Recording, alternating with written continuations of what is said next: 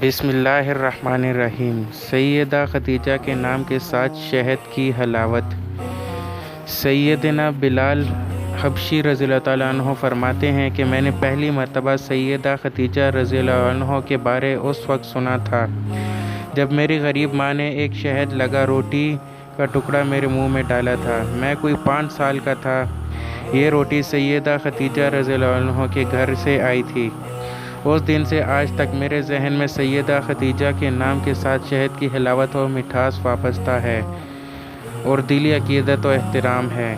ان کے گھر کے دروازے ہمیشہ حاجت مندوں کے لیے کھلے رہتے تھے۔ ان کے یہاں ہر ضرورت مند، ہر مسکین، ہر بے کس بے نوا کی پذیرائی ہوتی تھی۔ کبھی کبھی ان کی نوازشیں ان کے گھر سے بہت دور بھی پہنچ جاتی تھیں۔ وہ خود غریبوں کے محلے میں ان کا حال پوچھنے چلی آتی اور لوگوں کے دکھ درد میں ان کے کام آتی۔ سیدہ خدیجہ رضی اللہ تعالیٰ عنہ اپنی مثال آپ تھیں۔ وہ ایسی رئیس خاتون تھی جن کا دل غریبوں کے ساتھ دھڑکتا تھا۔ سیدہ خدیجہ سب عورتوں سے پہلے آپ صلی اللہ علیہ وسلم پر ایمان لائی، اس وقت جب سرور کائنات خود ابھی اکیلے تھے۔ آپ نبی کریم صلی اللہ علیہ وسلم کی ساتھی بنی۔ سچ تو یہ ہے کہ سیدہ خدیجہ مکہ مکرمہ کی بے مثال خاتون تھی، اور یہ بھی تو حقیقت ہے کہ خود نبی کریم کائنات بھر میں بے مثال تھے۔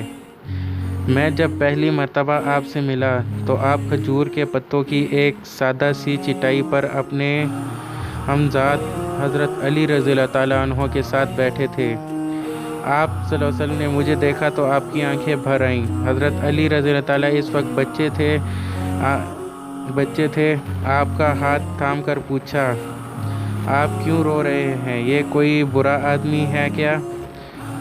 تو آپ صلی اللہ علیہ وسلم نے فرمایا، نہیں اے علی، یہ وہ شخص ہے جسے اللہ کی خوشنودی حاصل ہوئی ہے، جسے اللہ تعالیٰ نے اس دھرتی پر پیار کی نگاہ سے دیکھا ہے اور اسے اللہ نے اپنے لیے چن لیا ہے۔ یہ کہہ کر حضرت محمد صلی اللہ علیہ وسلم جلدی سے اٹھے اور مجھ سے بغل گیر ہو گئے اور مجھے گلے لگائے فرمایا،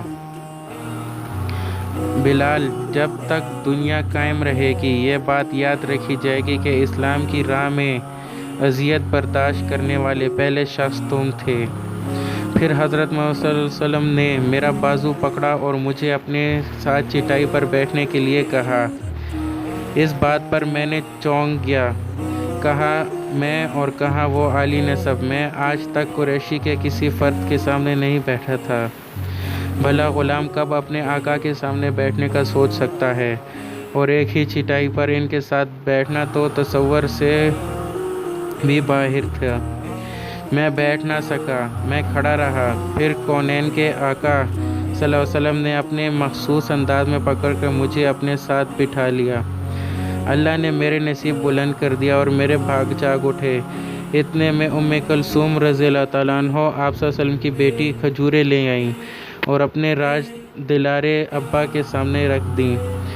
آپ نرم اور پکی کھجوریں انگلیوں سے دبا کر دیکھتے اور مجھے دیتے جاتے، اور خود کھانے کے لیے جو کھجور بھی ہاتھ میں آتی کھا لیتے تھے۔